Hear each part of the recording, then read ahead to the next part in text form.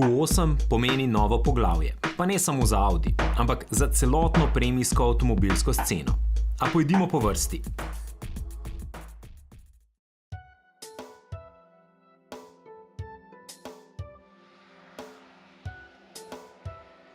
Model Q8 je novi model v Audijevi ponudbi. Tehnično, velikostno in cenovno gledano je to Q7 v kupejevski podobi. Torej SUV najvišjega razreda, ki pa noče biti družinski potovalnik ali jagerski stroj, ampak bahavi japijevski nastopač.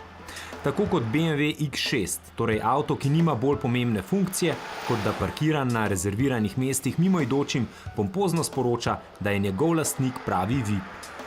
Audi Q8 lahko to vlogo dobro opravi. Z novo masko dobesedno grabi oziroma bolje rečeno grize poglede. Še bolj VIP vtis pa Q8 pusti, ko voznik odpre kupejevska vrata brez okvirjev. A v drugem planu smo ugotovili nepričakovano. Q8 je v bistvu tudi prostornež. 5-članska družina je v njem nadvse udobno potovala. Prostora zadaj je praktično toliko kot v Q7 in kar je za tak tip avtomobila še posebej novo, prostora je dovolj tudi nad glavami zadaj sedečih. Klasičnemu Audiju Q7 sicer ostajajo prednosti 3 ločenih enoprostorskih sedežev z Isofix priključki in Q7 je bolj družinski tudi z višino prtljažnika.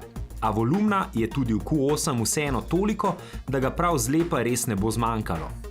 Drugje v kabini seveda presenečen ni. Q8 je tipičen novodobni Audi, se pravi digitalni, zasloni na dotik in naprednim glasovnim upravljanjem.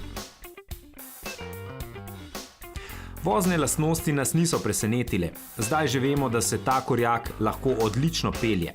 In Q8 to močno potrjuje oziroma še nekoliko nadgrajuje, s quattro pogonom, pa tudi s quattro krmiljenjem. Vrtenje zadnjih koles navduši med šviganjem po mestu, še bolj pa med dinamičnim ovinkarjenjem, kjer poskrbi za občutke vožnje kot po tirih. Dobesedno. A zaključimo s tistim, kar je Audi v svojih gradivih najbolj izpostavljal, z obliko. Z njo je res prevzel primat najbolj zaželenega nastopača pred trendovskim lokalom, toda tisto, s čimer Q8 predstavlja novo zgodbo v širšem pogledu, je pravzaprav dejstvo, da je zanimiv celo tistim, ki sicer kričeče avtomobile prezirajo. Ne bomo presenečeni, če bo dobro sprejet celo v resnih, konzervativnih poslovnih krogih.